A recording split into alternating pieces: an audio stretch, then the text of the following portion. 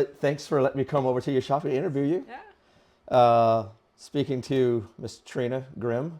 Hello. And yeah, so you have some of the coolest tattoo work that I've ever seen in my life. Oh, thank you. Yeah, and our good mutual friend Ben Fagu said I should reach out to you and interview you. That's cool. And so I'm so glad that I did Yeah. reach out. Um, so tell me about yourself. Go from as far back as you want. As far like How far are we talking? oh, we can go as far back as whenever you're in grade school, All right. and because this time is yours. Right. I grew up in a small town on the west coast, right between Bergen and Stavanger. It's called Haugesund. Okay. So I don't know. I've always been super interested in more the extreme music. Mm-hmm. My mom had a lot of vinyls, which was more like the classic rock, like Yeah. Led Zeppelin, Yeah. Cure, some grunge and stuff like that. But my best friend's big brother, he was into black metal. So when I saw that artwork, Yep. I was like, whoa. And that was like, my first band was Bathory. And it didn't take long before I found Mayhem, Dark Mhm. Throne. I was like obsessed with black metal. And that's how the art started to. Mm-hmm. Me and my best friend, we were drawing all the time. That's what we did. Yeah. Coming home from kindergarten, school, just drawing. What were some of the early styles that where you were into drawing? Well, it's pretty cliche, but you know Kittelsen, right? No, Theodor not Kittelsen. no. See, I'm pretty I'm a very I'm pretty sure everybody who's watching is gonna know who that is. Okay. It's a Norwegian artist. Okay. And he did drawings for a lot of the children stories, Mm-hmm. or like the Norwegian stories. Nøkken and Pesta, which was like the Black Death. Yes. Yeah. So you've probably seen us on black metal Yep. covers and stuff like that. So we were like obsessed with this artist. So we tried to like draw stuff that was very similar to his stuff. Mm-hmm. So we started pretty early with a kind of like the metal style Yeah. in a way, but we didn't know what it was, you know. Then, yeah, we grew up together, me and Linda. She lives in Oslo now.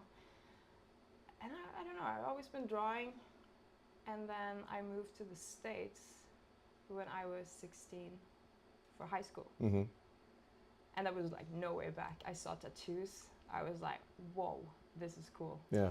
And the thing about moving from a small town in Norway to California, you see tattoos that are even hard to do on paper. Right. I grew up with tribals, you know. Yeah. No offense to tribals, but Yeah. I was just like, this is tattooing. I mean, that was a time Yeah, then. yeah. And I come back and I discover like people like Paul Booth and all these like realism guys, you know, Mhm. and I was like, I want to do that. That's what I'm gonna do. Yeah. So when I came back from the States, that was 1 year. I already fixed myself an apprentice place. So I was like ready to move to Oslo and just like get going. I've been doing it ever since, pretty much. Who did you apprentice with? His name was Jimmy. Mm-hmm. I have no idea where he is today. But he was one of those guys who did realism. I was Okay. very into that. And how would you describe your style? I know it's a bunch of fine lines.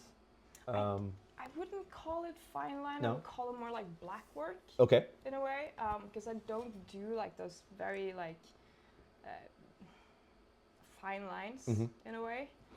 But I do a lot of lines. Right. Yeah. Yeah. It's very. But they're never like super thin unless I do very detailed stuff. Yeah. But I would call it black work. Really. Okay. Yeah. Well, the black Yeah. work is really intricate and like just detailed. I mean, Yeah. I mean, it's some of the best line work I've seen. That's why I considered it, fine lines. But yeah, I mean, the dark aesthetic of everything. I mean, Yeah. your black metal influence definitely. It's a lot of influence from Yeah. black metal. And a little bit psychedelic, Yeah. psychedelic rock and stuff like that. Yeah. I love the spirals and shapes and everything. It started out with more like geometry, Mm-hmm. like sacred geometry. Mm-hmm. When I was in New York, I think it was in 2008, just before I started apprenticing, one of the guys introduced me to Thomas Hooper. I don't know if you know this guy, but amazing tattoo artist. I was thinking of another the Roper. I was thinking of Roper Yeah, yeah. at first whenever you said Hooper. He's amazing too. He's amazing too. Yes, yes. But so I saw like this style of like dot work that was kind of like Japanese inspired. It was a lot of black. You didn't do like the gray shading, but you shaded with black. And I was like, that is sick. Nobody really did that in Norway. So that's kind of where my style started, I guess, with a lot of dot work, you know, the mandalas, the sacred geometry. And I haven't done that in a while, really. It just like evolved. Yeah, yeah, definitely. Yeah. And I think that's what makes you a very unique artist, is that you allow yourself that creativity to just evolve and take shape, and some of the old, something new. Brilliant. I like to mix the styles though. Yeah. A lot of black, some dot work, you shade with the black, do a lot of weird shapes. It's fun. And I suppose like all the psychedelic like influence, like whenever you mention like mandalas and stuff like that, are you a Tool fan? No. I didn't think so. It's like, wait a minute, no. Everybody thinks I am because of all the spirals and the Right. art. I love the artwork. Yeah. I would love to love Tool, but it's just prog metal for me. It's just like it's not. Yeah. It's not my kind of genre. Yeah, I like the old '70s prog though. Yeah. Like yeah. you mentioned like. No, more like prog rock. Love that. Yeah. But when you get the prog into metal, it's too much for me. I like the more like raw. Yep. Same. Probably because that's why I'm into black metal, I guess. Yeah. It's the feeling. Definitely. Yeah. Whenever so you mentioned Mayhem and Bathory in the early days. What albums were you just like you could just put on and start drawing, like let your creativity just like take shape? Ooh. My first CD from Bathory was actually Blood on Ice, which is not everybody's, you know, cup of tea. Yeah. But when you're a kid, it's very easy to like. Yeah. Because of, you know, it's more like Viking metal, sort of like a couple of ballads on there, you know. Yeah. But that was kind of my way in, so I still love that album. But I think I could put on that, and also Mayhem, Mysterious Doom Satanas. The atmosphere is just like kind of like noise. I love that. So yeah, it's still my go-to albums. Really? Really. I don't know if it's nostalgia, but it's like No. Those albums just stick out. Yeah. They're tried and true, as they say. So why not? I was having a conversation the other day. Like, you know, people ask me all the time, like, you know, is there anything new? Just like, not really new. Yeah. Just sticking right to what I grew up on. And I don't know. I think it's when you know an album by heart. It's like you know every sound. You know exactly what's coming. I don't know. It's just relaxing. Yep. You know? That's definitely those albums. Definitely. So, were your parents artists? No. No? But my grandma was. Okay. Yeah. She taught me how to paint.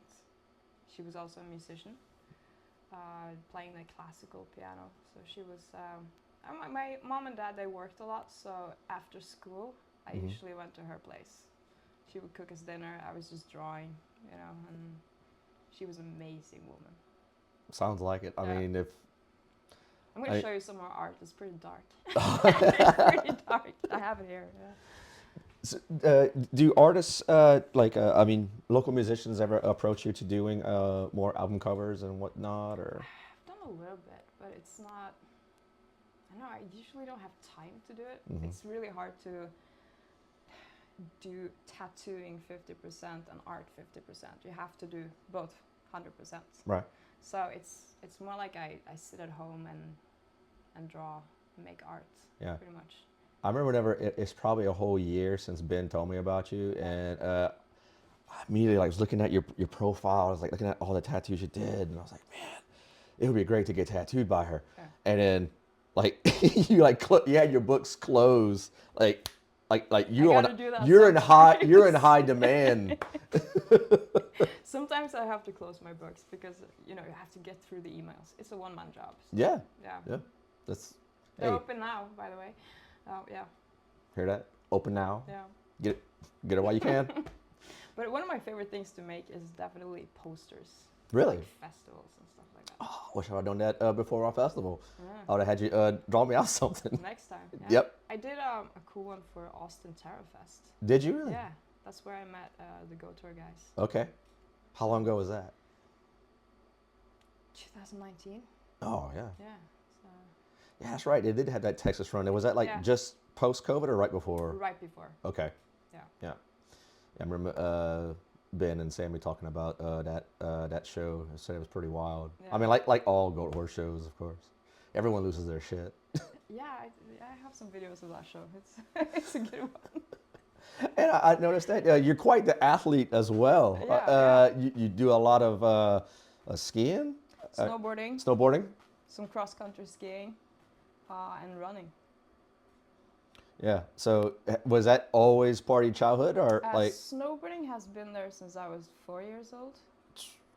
I don't know if you know the saying of Norwegians are born with skis I've on heard. their legs. Yeah. So it's kind of just like this natural thing to just like, okay, here's some skis, you know. Yeah. But in the 90s, when snowboarding started to come, I was like, that's cool. I want to do that. Yeah. Yeah. Everything X Games, like you know, growing up in the States. I mean, that's kind of thing to do. I started skateboarding myself when I was 6, 7 years old, and I've told the story of how my older cousins were responsible for my musical and pretty much art upbringing. I had no chance while all the kids were listening to Michael Jackson. They're like, nah, bro, you're going to check out Slayer. I don't think I would have been, you know, drawing if it wasn't for reading Thrasher magazine. Yeah, exactly. All the cool artwork, like the punk stuff. Yes. I was like obsessed with that stuff. Yeah. Same here. And like, you know, and every now and then Thrasher would throw in like some underground bands that you should check out. And it was because of those magazines, you know, the Trans World Skateboarding magazine, and you know, young kids our age would just figure out. Thrashin' movie. Yo, oh my God. Oh, that was terrible. That was a terrible movie. I love it. Thrasher. Josh Brolin skateboard. Love it. But that was my childhood, you know. Yeah, same. But I was more of a Gleaming the Cube with Christian Slater. Yeah, it wasn't that hard, easy to get those in Norway, you know. Really? Thrashin' was just like, happened to be there. Yeah. So that was like, you know. Now, of course on the Dagger side. Mm-hmm. You know, yeah. because of punk rock. I was definitely like every chance I can get, like being a young kid, like scraping like quarters together to buy the next month's issue or whatever at the convenience store wherever they had the magazines. There was one place in my hometown that had Thrasher magazine, and we would go there once a month. Damn, make us sold out. Wow. All the skateboarding kids were buying it. I remember like they would have pictures of just kids skateboarding all over the world, and like they, and I'm gonna tell you how my fascination with your country came about. It was like partly because of Thrasher magazine. Really? Wow. They had skateboarders like in Sweden, Norway that they would talk about, and like some of like when I first got here, I was like, man, some of the scenes just seemed so familiar because like they had skateboarding pictures of like, you know, a bunch of guys from the States would do, you know, demos over here, and I was like, man, I want to go to Norway, and then not even a year or so later, like when I was in second grade, we had a foreign exchange student from Norway, and I was just, holy shit, this sounds amazing. Yeah. So it's the same with snowboarding. We had a lot of good snowboarders back then too, like in the 90s. Mm-hmm. Did you ever compete? Nah. Nah. I did a couple of like, you know, slalom, like the old school 90s, no jumps. But I don't know, I love doing the pipe. It's pretty old school. But it's only one place that has a pipe, and that's in Oslo. So I'm going there after this. Oh, that's where you're going? Yeah. Oh. Last day. Last year when I was here, took the Edners tour. Yeah. And right near the Star Church, the Stave Church, they have the big jump. Yep. That where the Olympians train, I believe, over here for the jumping. Yeah. I like really But intense. this season has been the worst. Hasn't been any snow. Really? Yeah. I was happy to get 10 days in Japan. Oh, that's where you were? Yeah, for snowboarding, which was like the best powder ever. But in Norway, it's been Hit or miss, huh? Yeah. More miss than hit this year? Pretty much, yeah. But yeah, I'm going snowboarding afterwards, so it's gonna be fun. Oh, yeah. I've never been. Never been snowboarding. It's like skateboarding. Yeah, that's what I hear. I hear it's a really easy transition. I mean, you don't have four wheels to contend with. Well, you can do it. Yeah, well, I don't know. Skateboarding is harder. So, what was the biggest challenge for you as coming straight from the canvas to tattooing people? Ooh, I will say it is not the same at all. Because it's a craft. I think a lot of people forget the fact that it's a craft. You have to learn the craft before you can either think about a style. So in the beginning, I was like, I don't know, this was 2008. So it was before the whole like social media thing, Right. which was pretty cool because you were nobody Yep. until you could actually show something. But you had to learn from people. You didn't have like the fake skin to tattoo on, but you are surprised how many stupid friends you have when you can tattoo for free. But I don't know. I remember my first tattoo was a tiny little koi fish on my ex-boyfriend, my boyfriend at that time, and I was so proud. I think I spent like 3 hours on this color piece like this, and I was like, yeah, I did good. And then I looked at it like 6 months after, I was like, whoa. What was I thinking? So bad. I was like shaking, It's like, yeah, it's definitely something completely different from canvas and drawing. Was your apprenticeship with Jimmy like pretty was it nerve-wracking or? Pretty old school. Yeah. Yeah, I think I was his first apprentice, so I think he didn't know exactly what he was doing. I didn't know anything. So, and I heard all these like stories from the old school guys, how bad it was to be an apprentice, like super military old school thing. So I thought it was normal, just be like carrying stuff from him, and making him food and all this weird stuff. That is not okay at all. But then again, I'm pretty happy I got the old school apprenticeship. Yeah. Because you learn so much about like respecting tattooing, and you also, if there is a customer that comes in that you don't get the vibe with, or something is like kind of off, you know exactly what to do because you got that old school apprenticeship. Yeah. You know how to like treat people. You know how to manage their personalities. Yeah, exactly. Yeah, because you've been through the worst. So what's the worst that can happen? I had a question regarding that.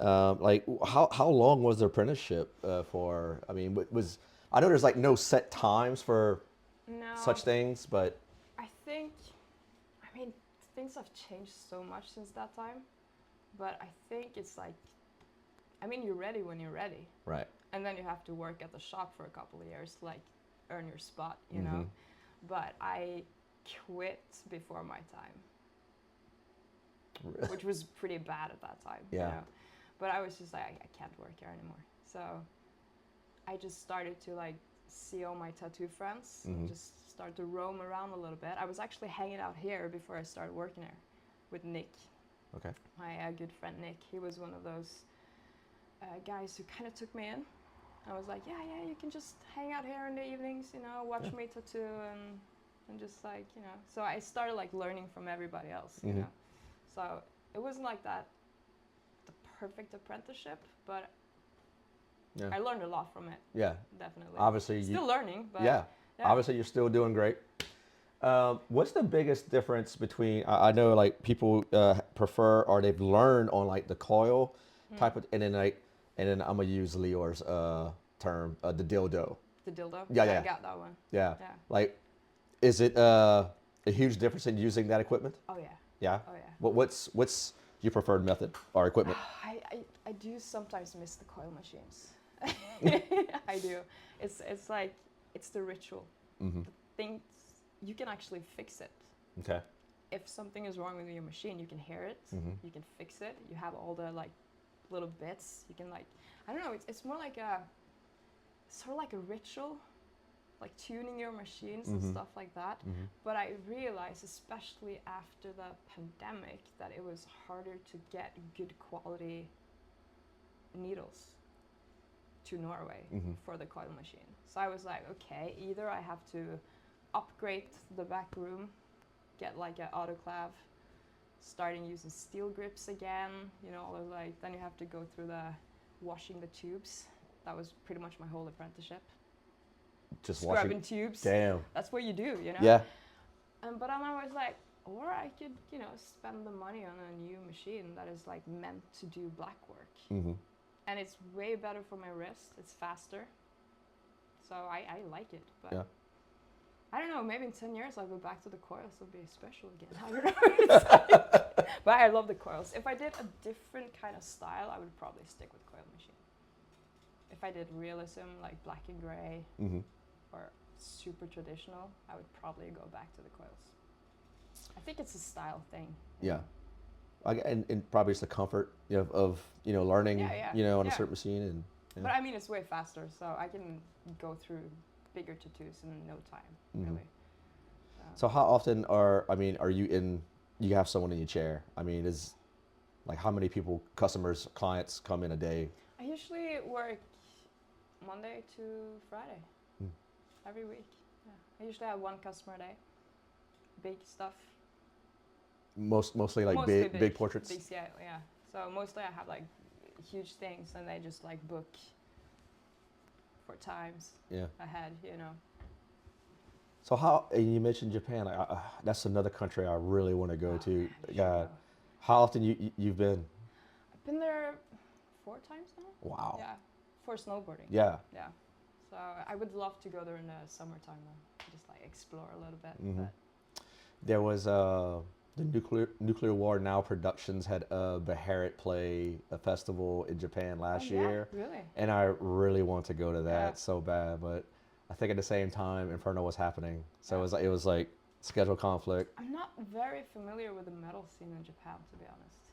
Well, I'm not either. Yeah. It's just this record label based out of Texas. They they handle a lot of distribution for like all kind of black metal bands, extreme metal bands, Beharit, Blasphemy, so on and so forth. Just about every war metal act you could think of, they're on that label. And the owner put together a festival in his home country of Japan. Wow. So yeah, that would be fun. Yeah, that would that would be fun. I've been. I used to have this really cool friend in Tokyo. Her name was Freezing Moo. She was a photographer. I met her through Mayhem. She showed me all these like cool like black metal clubs, like small bars. So we went back there. She died a couple of years ago from cancer. So I was like, last thing I'm gonna do when I'm in Tokyo now, I'm gonna go back to that bar, play Death Crush. There you go. Have a beer for Moo, you know. There it is. Yeah, we did. So that was fun. But I'm not that familiar with like the black metal scene in Japan.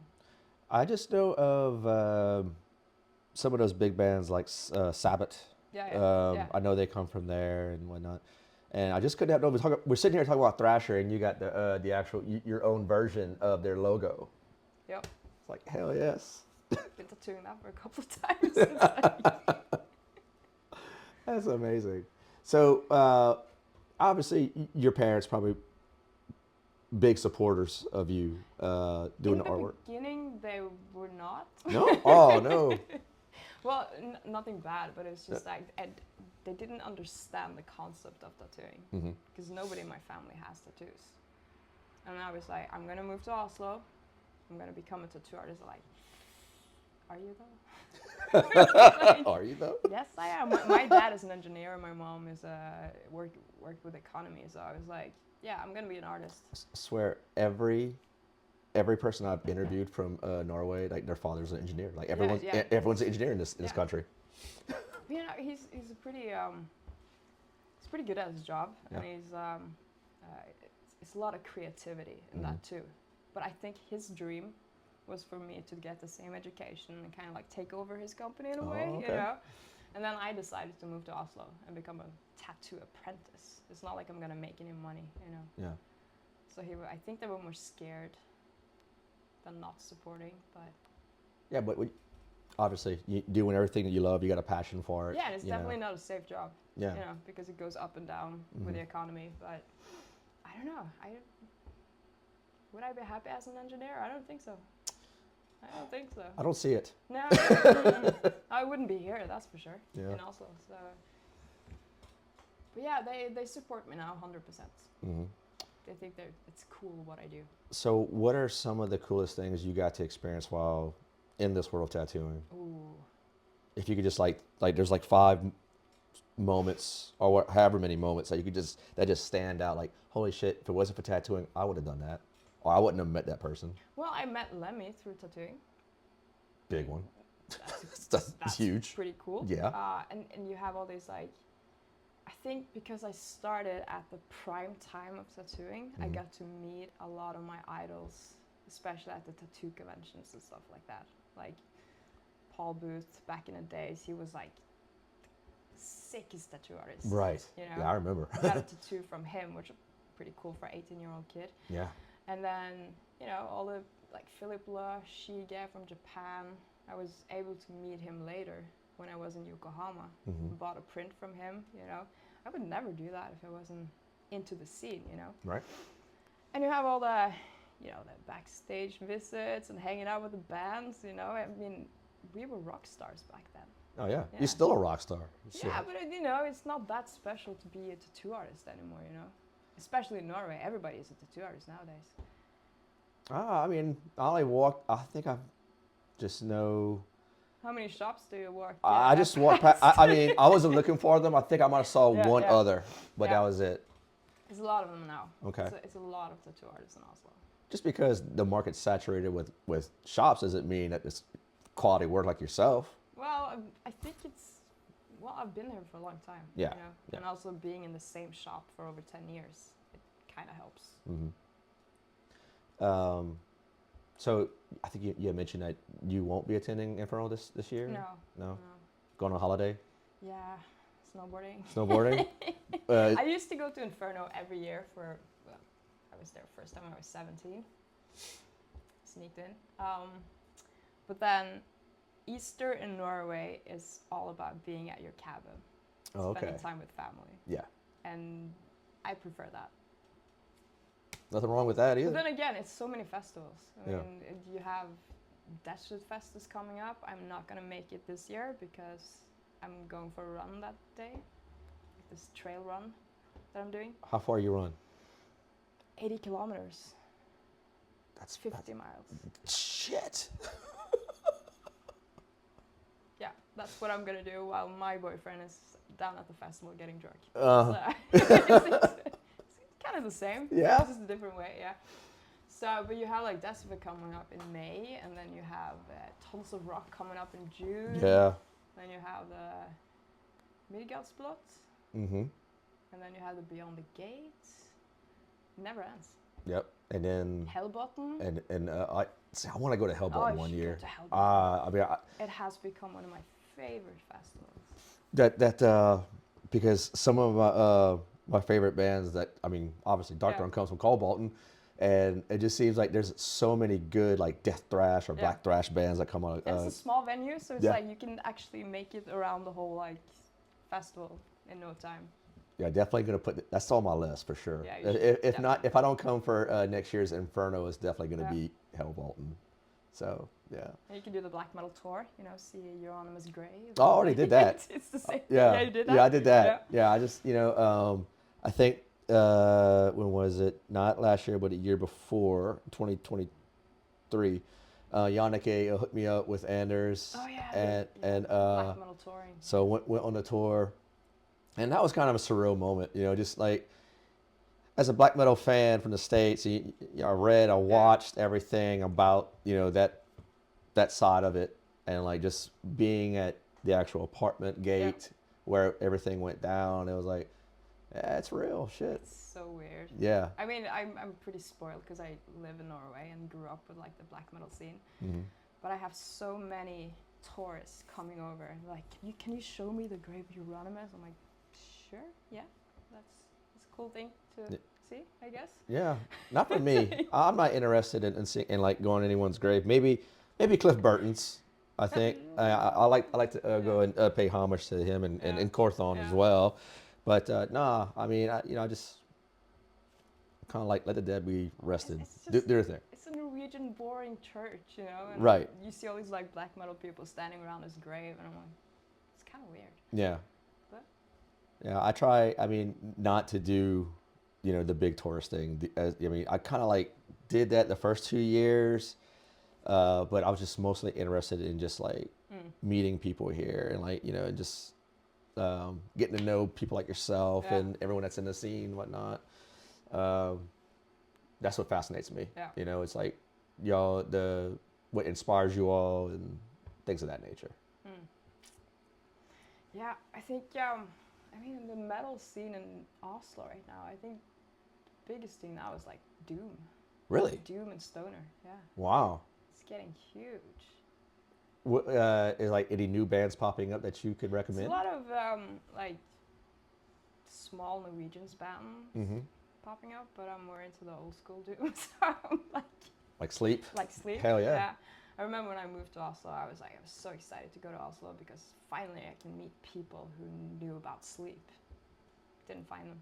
Apparently they were somewhere else. Yeah, I I asked Thomas Erickson of Mark last night. Yeah. I was like, did you ever listen to Sleep? And like, this is like 2 years back whenever I talked to him about this, but we were listening to Sleep yesterday. Yeah. And I was like, I was just like so proud of him. I was like, you got From Beyond playing, man. I remember because I was a teenager when I moved to Oslo. I was 19. And I was like, yes, I'm going to find people who know about Sleep and all these like stoner metal bands. And I couldn't find any of them, I was hanging out at Elm Street, which was like the old like legendary bar. Right. Had. Nobody was listening to that stuff. Apparently, they were somewhere else. They were in another bar. So I never met them. Oh, wow. I was just stuck with the black metal people. Damn. I was like, nobody's listening to Sleep. Like, It's so what? good. Yeah. Speaking of Sleep, I mean, you're good friends with Matt Pike. Yeah. And I saw that he sent over some artwork. Oh my God, he's doing art now. Yeah. And it's crazy. So how did you meet old Matt? Oh, I met him first time at Sweden Rock. Yeah. It was many years ago. And this drunk guy comes up to me, and I was there with Mark from Death Angel. And we were standing outside a hotel and talking, and this guy comes up because High on Fire was playing. I had no idea about High on Fire because I was like, Sleep is my band. You know? This drunk guy comes up to me, and he started like, Trine is a tattoo artist. I'm like, hello, and he shows me his back piece, and I'm like, fuck, that's Matt Pike. Because last time I saw a picture of him, he had like the dreadlocks. Right. He was like super young, Yeah, really skinny. And then I was just randomly meeting him in London at Dassault Fest when High on Fire was playing, and we just became good friends. Yeah. He's a really cool guy. I had like this the 6 degrees of Kevin Bacon moment with Matt about Matt Pike. I was on my way from my hotel in New Orleans to go and see Sleep at a civic center, and apparently my Uber driver just had Matt Pike in the car before me. Like he dropped him off to the venue, and because the driver said, "Where are you going?" I was like, "Oh, I'm going to the Civic." He's like, "Are you going to see a band named Sleep?" I was like, "Holy shit! How do you know this?" He's like, "Well, I just dropped off the lead singer for this band, but before that, he had me stop at Kentucky Fried Chicken or some shit." He's a social guy though. Yeah. Yeah. But yeah, he's doing art now. It's pretty cool. He keeps sending me all these like art stuff he does. Hell yeah. I saw that the one piece that you revealed that he sent. It was just amazing stuff. I know. I was so scared when I got it because it's an original. And I was like, how do I frame this stuff? I want to keep it. So I shipped it over to my friends who does frames. Spent a lot of money on a frame, like airtight and everything. So now it's hanging in my living room. It's pretty crazy artwork to have in your living room. Yeah, I can only imagine what you have. I mean, I love the Slayer figurine. Yeah, got that from my friend in Pennsylvania. Sent me a little. Yeah, during the pandemic, just got some gifts in the mail. I was like, some stuff for you. So how does a kid from Norway get into Asabat? How did you How did Asabat come about in your life? I think I was okay. In my hometown, people start drinking very early, but I was pretty late bloomer when it came to. I was scared of alcohol. I was like, I saw my friends getting fucked up from like age of 13. Yeah. But since I was already in the scene, I went to a party, and it was like this crazy party, like this metal people drinking, getting drunk. I was like 14, 15 or something. And somebody put on Dead Girl by Acid Bath. Oh shit. And I was like, what is this? You know, I was like, this is the cool stuff I've ever heard. And that's how I got into Acid Bath. But it wasn't easy to find the music. Yeah. Back in those days. Yeah. So I bought the CD. Eventually I bought the vinyls, but that took a while to find on the internet. So yeah, I've been obsessed with this band ever since. Really. That's what's up. And it's just something about the like, it just sounds so different from anything else. You got the grunge in there, you get the black metal, you got the, I don't know, it's just a whole different thing. Yeah, I like between like Mike Sanchez and Sammy and in the late Audie Petrie, who passed away in '97. I mean, those three guys, and you know Dax's vocals. I mean, it's, like you said, just totally different. Yeah. And they've made some really big fans. I mean, I know like you know people in Slipknot, like you know, always like mention Acid Bath, you know, as influences to put in their own Every music. time I show it to like a customer that's into like metal, I'm like, have you heard about Acid Bath? And they're like, no. I put it on, they're like, holy shit. Yeah. What is this? I'm like, they're back. It's Yeah. like, Yeah, it's crazy. yeah, I almost cried when they announced that. It's embarrassing. But You go and see the shows in the States? I want to. I was about to actually order a ticket for the Las Vegas one that got canceled. Oh yeah. Yeah. I was like, what is this? It's a lot of bands in one day. But I saw that Mayhem was on the poster, so I sent a message to the drummer. I was like, can I join? Because there's no way I can afford it, so can I just join you guys? Like, yeah, sure. And then I got canceled. I was like, fuck. Yeah, I think I mean a lot of people were just like depressed about that news. But I think Acid Bath has probably close to 20, if not more than 20 shows booked now, Yeah, I all saw over the that, States. So yeah, Come to Europe. I'm sure they will. Come to Europe. I'm sure they will. Sam, are you gonna come to Europe, right? Yeah, come to Europe. But I don't know. Is there enough fans in Oslo? I don't know about It's Oslo. still pretty underground, you know. Yeah. I mean, like you said, there's like But festivals all over the I'm always place. surprised when I talk to people, and it's like the people you least expect to has heard about Acid Bath. Right. Yeah, you and Lior, like it really shocked me that y'all. I mean, I was pleasantly surprised. I was like, oh, that's fucking awesome that they know about Acid Bath. And Lior was like, it's like, dude, I'm gonna be in Lafayette, Louisiana. Is there any way we can make a practice? And I said, well, let me get with the guys and see if it's possible. Because I didn't want to impose, you know. But yeah, that we're able to make that happen. So that was cool. Yeah, it's always really cool, like watching hearing those guys love to see verse. them live. But it's another band that I thought I would never see live. So then you're like, am I ready for this? You know, it's the same with Pantera. I was too young to see Pantera live with the original lineup, and then they announced that they were gonna play this summer, and I was like, I'm not sure if I'm ready for that, because that's my childhood. Yeah. You know, I was A lot of watching people. Pantera home videos on VHS. You know, and I was like, I'm not sure if I can see them live with no, you know, Dimebag, and I was like, okay, but it was good. Yeah. Just the fact that you can see the songs live is just like amazing. You know? Did you get to meet any of the guys? I met Phil and Selmo. That was in New York back in 2008. Yeah, but I don't really know them. But Okay. it's like, seems like cool people. Oh yeah. Yeah. I got to meet him for the first time myself in October, and really cool dude. He was it was his Halloween party for some close friends, and it turned in the backyard into like this scary house. There's no fright trail, and it was amazing. Yeah. He was like, "You went through it?" I was like, "Yeah." He's like, "You want to go again?" I was like, "Sure, let's go, kid." It was great. Pantera was my childhood. You know, it's like my hometown. Pantera was huge. Everybody was dressed in Pantera shirts and you know the camo shorts. Yeah, that was the look. Yep, camo cargo shorts. Oh, I think there's a band from Norway, Blood Red Throne. Oh yeah. The guitar player is a huge Dimebag disciple. Yeah, I hang out with those when I was a kid. Oh, you did? Yeah. Daniel. That's his name? Yeah, Daniel? yeah. Okay. Daniel, yeah. Yeah. That was like the southern part of the metal scene. Mm-hmm. Yeah, so I remember Bloodwork Throne pretty well from when I was a kid. I saw them, me and my friend, my best friend who I grew up with, Mm-hmm. we went to Inferno Kickoff many, many years ago, and Bloodwork Throne was playing. And they were the last band out, so they just decided to play for another hour. So it was like a 2-hour gig, Blood Red Throne. Yeah. And me and Linda, we were about 20 years old that time. Oh, wow. We were headbanging 2 hours straight. Couldn't hold our head up afterwards. We were like, style like this.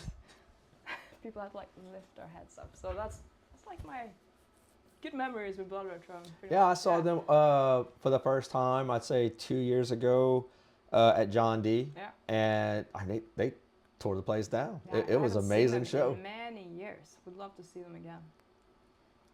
So, tell me about training for a 50-mile run. I mean, where do you find the time for that? That is an issue.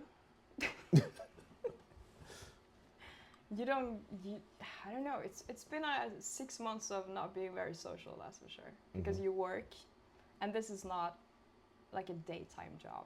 It's not like you can go home. Yeah. Put everything aside. There will always be customers trying to contact you, you know.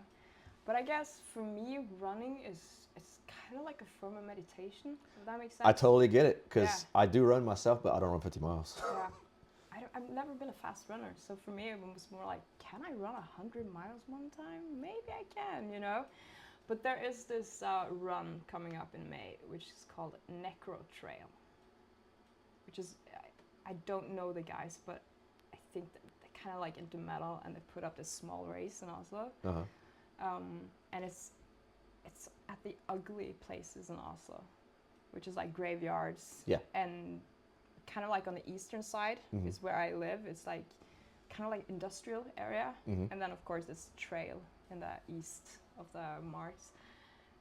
And I was like, fuck, that seems like a really cool trail to join. And it was only like 21 people who were allowed to join. Yeah. So I was like, what's the worst that can happen, you know? Yeah. But you have to have a lot of kilometers every week. Yeah. To be able to run for 80 kilometers. How many kilometers you're logging a week? I'm trying to log about between 80 and 100, but I've been pretty unlucky this year. Started with a concussion in February. Is it It snowboarding in just made Japan? it before Japan. That happened in Japan? No, it happened before. Oh, before. Okay. Yeah, slipped on the ice while running on the trail. So that kind of put me back a little bit. So let's see what happens in a month. Yeah. Yeah, but it does take a lot of time. Yeah. And I think a lot of people don't understand my job compared to like my boyfriend has more like a regular job in a way. He can just go home, relax, he's done, you know. Yeah. While I have to like, gotta get this done, gotta make some deadlines, do this, then I can go out running. Yeah. Yeah. Yeah.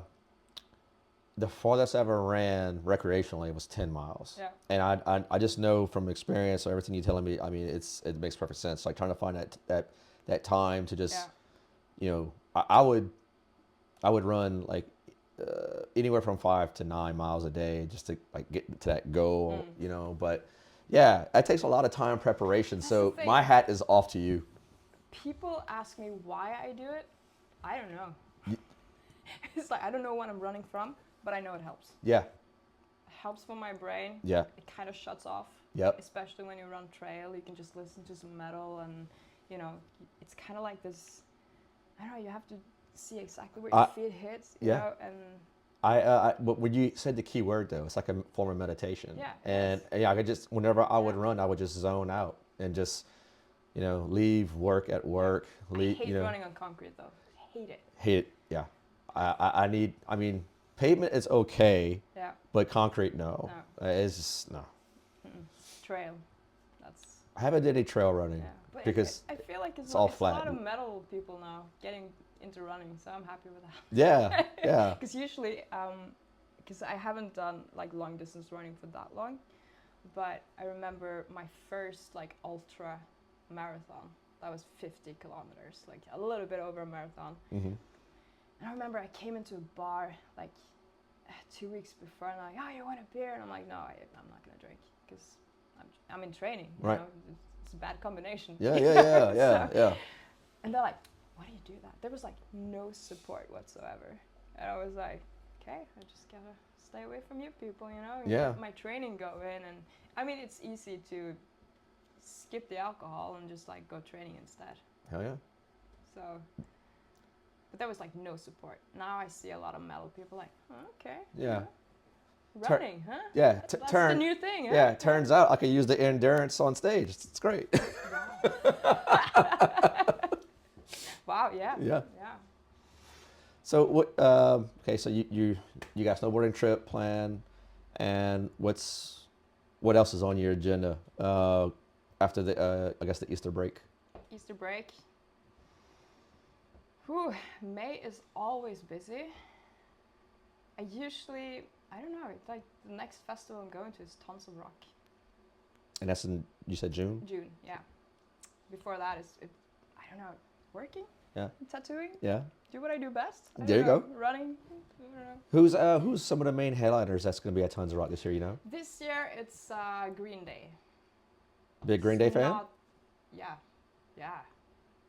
That was fun when I was a kid. Okay. Green Day was huge in my hometown.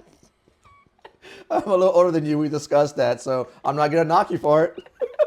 But I think the lineup at Tons of Rock this year is not my cup of tea. It's more for the younger generation. Okay. You have Muse and Green Day and all those big bands. That is more for the different genre that I'm into. Yeah.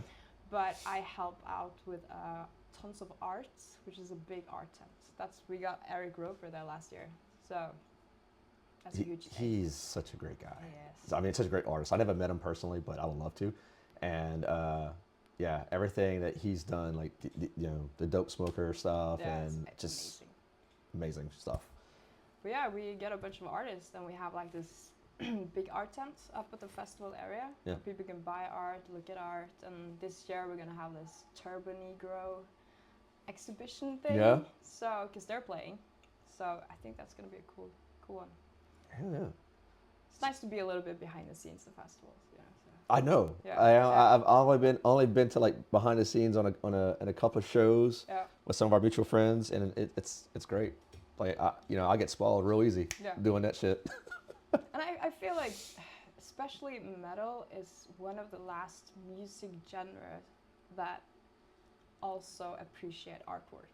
Oh, 100%. Because if you go into like the pop and the hip hop, it's more like, okay, they don't have the drawings on the albums anymore. It's all about like Photoshop and stuff like that. Yeah. But metal is still pretty true to like getting cool artists to do cool T-shirts and all this crazy stuff. So it's definitely like you pick up the physical copy of the vinyl or the CD, and it's like, dude, holy shit, you can just study that package. Yeah. Yeah. Love that about it. So I don't know. I feel like the metal festivals finally appreciate art, you know, because I mean I've been in the scene for so long now. We've always been trying to push it a little bit, but now it's really like. I usually ask musicians and artists like what's their favorite 6 albums that they can't live without. God forbid that your shop or your home was on fire. Which 6 albums you're taking? But since you're a tattoo artist and I'm gonna change it up a little bit for you. What are the 6 albums, like the album artworks that just really inspired you? You can't do this to me. You cannot do this to me. I could give you like a top 100. No. I don't know. I have no idea. As Beth. Okay. So cool artwork. Yeah. By serial killer John Wayne Gacy. Yeah, it's a cool artwork. Yeah. Yeah, and it's so like simple in a way. Yeah. But if you know the backstory, it's like fucking grotesque. Yeah, Of just course, very you grotesque. have this one. Yeah. That's probably. That's 2 off the bat. Favorite. Yeah. Yeah. Motorhead. Mm-hmm. Which one? It's just so hard with, So hard. yeah. And you have every Iron Maiden album ever made. Ah, yeah. Yeah. Yeah. Black Sabbath. Yeah, it's a lot of inspiration going on. Yeah. What's some of your favorite artwork that was done for black metal artists? Ooh, Jannike is a huge inspiration for me. Okay. So what she's been doing, like, it's so old school. I've also seen the original drawings. She has it at her shop. I don't know if you've seen him. For which albums? Immortal, the logo for Immortal. Oh, yes. Like the original Yes. stuff. Yes. Yeah. She showed me that. She told me this really cool thing, like, because you have like this grainy thing from the black metal art, like it's very like high contrast, black and white. She told me like, yeah, well, we couldn't really send the artwork back in the days. We had to fax it. I was like, Oh. oh. When I was a kid, I tried to do this in Photoshop. You know, get like the grainy black metal. Yeah, thing. yeah, I yeah. was like, you just fax them, because then you will get the high contrast thing. So I would say one of my favorite art was Darkthrone, probably Transylvanian Hunger. Oh yeah. Because it's so like simple, Yeah. iconic. You know? Yes, very iconic Yeah. album. Yeah. I'm with you on that Yeah. for sure. Definitely good, great examples. So, what are 6 albums you just like to like just jam, like that you just instantly go to? While drawing or working? Sure. Yeah. Yeah. Okay. There's this band called Urfaust. You know them? No. Ooh, you're Yeah. in for a treat. Okay. Black metal, very kind of, I wouldn't say symphonic, but very melodic.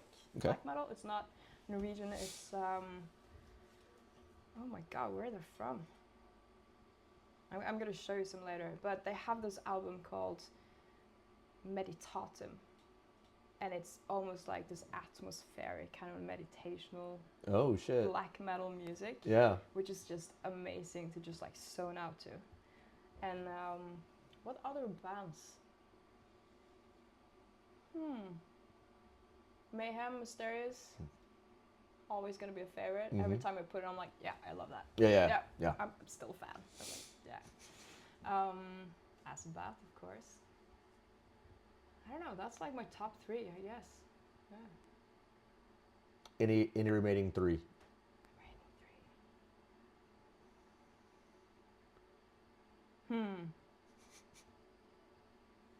So many albums. You could cheat. Look, you got CDs right there. I do. Black Sabbath. There you go. Sabbath, Bloody Sabbath. Hell yes. Yeah. Never forget Black Sabbath. Oh, the riffs on that one. Yeah. I mean, National Acrobat just comes to mind. That's my favorite song. Yeah. Yeah, Morbid. Oh yeah, more. Love Morbid. Mm-hmm. Yeah. That's also one of those bands you forget about. Yes. Because I grew up with that band, and they only have 45 minutes of songs, you know. Yeah. And then I saw them live with Paolo's brother as a vocalist, and I was like, damn, this band is so good. So good. Mm-hmm. It's my main band to run to. Hell Yeah. yes. Morbid. And Darkthrone. There you go. Which Yeah. is it? Transylvania Hunger your favorite from Darkthrone or? Oh, I got so many songs. That's my favorite. And I like know. Same here. Yeah. Valkyria. It's an amazing song. Underground Resistance gets Oh. no. But I like the punk stuff too. Yes. Viking metal Yes. punks and all this stuff. Yes. Graveyard Slut. Uh-huh.